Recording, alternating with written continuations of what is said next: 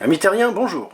Voici Mercure, un jeu de stratégie de placement et de majorité pour 3 à 6 joueurs de 12 ans et plus, et pour des parties d'environ 60 minutes, quel que soit le nombre de joueurs. Dans Mercure, les joueurs incarnent les dirigeants de puissantes corporations minières, se lançant à l'assaut des richesses du sous-sol de la planète. Pour espérer atteindre la victoire, il leur faudra sonder le sous-sol, créer des zones d'exploitation, en extraire les minerais, répondre à des commandes et installer des colonies sur les pôles de Mercure. Chaque joueur dispose de 20 jetons extracteurs et d'un tableau de bord qui lui permet de tenir à jour ses stocks de minerais et lui rappelle les points de victoire que peuvent rapporter les différents objectifs. Chaque joueur dispose d'une unique zone de jeu. Et toutes les actions sont limitées à cette zone. Au cours d'un tour, chaque corporation a le choix entre 3 actions principales. Poser l'un de ses pions extracteurs, répondre à une commande ou récupérer l'un de ses pions. À cela peuvent s'ajouter des actions bonus que chaque joueur gagne ou débloque pendant la partie. Une phase de récolte viendra clore chaque tour de jeu, la planète tourne et un nouveau tour de jeu commence. Pour son action principale, si un joueur décide de poser un pion, appelé extracteur, il a le choix de le faire sur l'emplacement libre d'une mine existante, ou de créer une zone d'exploitation, c'est-à-dire installer une mine sur une zone libre du plateau vertical, et d'y poser son pion comme ceci.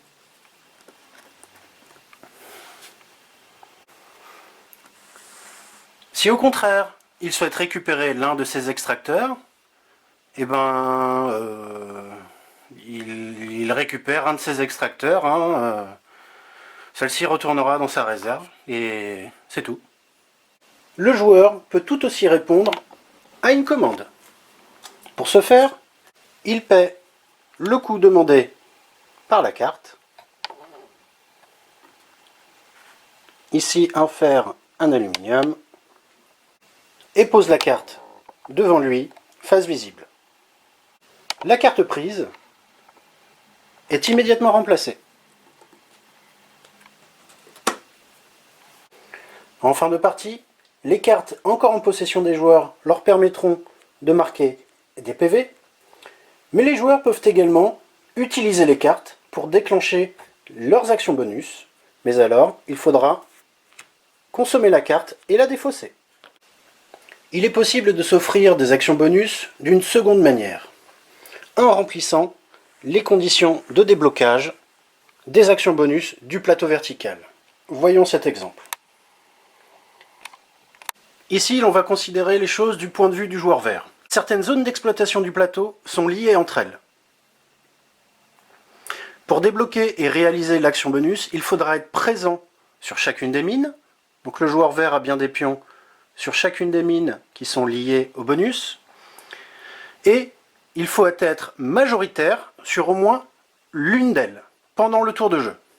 Donc le joueur vert a bien 2 pions, il dégage une majorité sur cette mine et il est présent sur la seconde à égalité avec les autres joueurs. Il peut donc bénéficier de ce bonus. Être présent, être majoritaire sur les mines va être prépondérant tout au long de la partie. On va l'illustrer avec le système de récolte des minerais. Pour clore un tour, les joueurs effectuent la récolte qui s'organise comme suit. Continuons à considérer les choses du point de vue du joueur vert. Pour chaque mine de la face en cours, lorsqu'un joueur est majoritaire, il pourra récolter 2 minerais. Donc sur celle-ci, sur la mine d'aluminium, le joueur vert est en majorité, il peut donc récolter 2. Il est à égalité sur la mine de fer, il peut donc récolter 1. Sur la mine de titane, il se retrouve ici en minorité, puisque le joueur rose dégage une majorité. Donc pour le joueur vert, rien, walou, kuchi, peanuts, nada ici. Les mines peuvent être de différentes sortes. Il y a 4 types différents de mines et donc de minerais. Les mines de fer, en noir, les mines d'aluminium en bleu, les mines de titanium ou de titane en rouge et les métaux rares en jaune. Au cours de la partie, les joueurs sont donc amenés à poser et à prendre le contrôle de mines. Lorsque la pioche des jetons mines vient à s'épuiser, la lutte pour le contrôle des colonies s'ouvre. Voyons donc comment cela se passe. Sur chaque face apparaissent une colonie au pôle nord et une au pôle sud. 3 mines cerclées de jaune sont rattachées à la colonie pôle nord et 3 emplacements cerclés de rouge à la colonie du sud. Pour se rendre maître de ces colonies, le joueur doit se dégager une majorité de mines contrôlées. Sur les mines du nord, le joueur vert est ici à égalité avec le bleu et le rose. Sur la mine de titane, il est à égalité avec les autres joueurs. Et sur la mine de fer, il est ici seul et donc majoritaire. Sur la minerai rare, aucun joueur ne dégage de majorité. Sur le titanium, aucune ne se dégage. Et sur la mine de fer, le joueur vert a une majorité. Le joueur vert a donc une majorité de mines contrôlées et peut donc poser un pion sur un emplacement libre de la colonie. Pour la colonie du sud, aucune mine ici n'est présente, aucune mine ici n'est présente, et le joueur vert est le seul à être majoritaire ici sur la mine de titane. Il a donc le contrôle d'une mine et peut donc, s'il le souhaite, poser de nouveau un pion sur un emplacement libre de la colonie sud.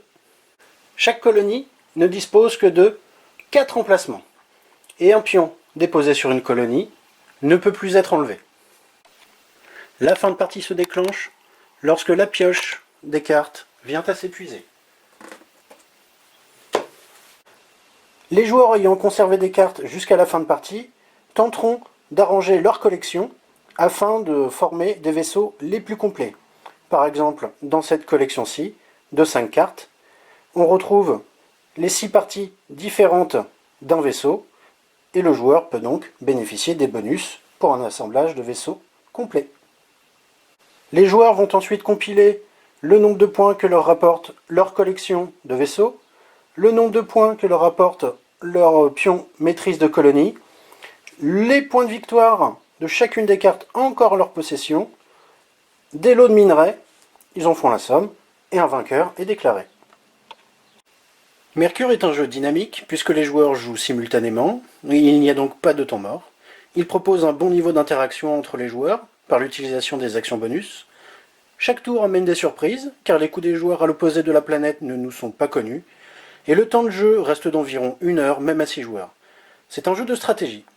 Il vous faudra observer et analyser les coups adverses, procéder à des choix qui seront parfois difficiles, notamment dans l'utilisation des cartes.